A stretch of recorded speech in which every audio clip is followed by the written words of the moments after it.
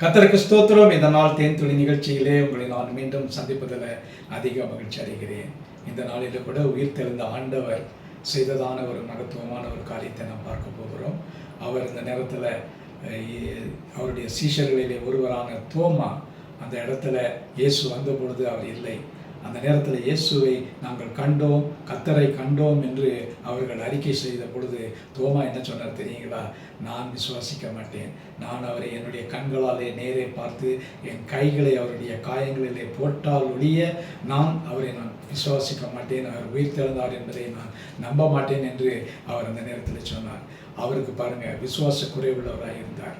அந்த விசுவாச குறைவு அன்று தோமாவுக்கு மட்டுமில்லை, இன்றைக்கு நமக்கும் அந்த விசுவாச குறைவு அதிகமாக காணப்படுகிறது.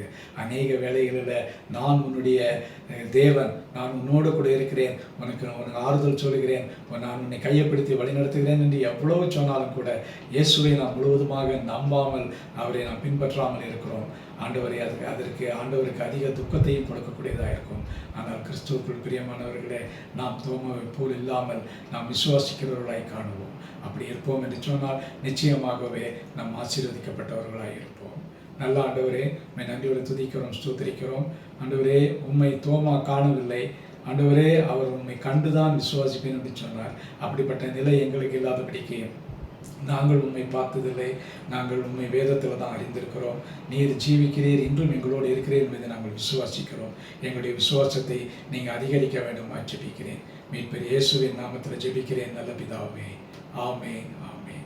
கர்த்தர் உங்களை ஆசீர்வதிப்பாராக. இந்த நாள் உங்களுக்கு மகிழ்ச்சியும் சந்தோஷமான ஒரு நாளாக அமையட்டும்.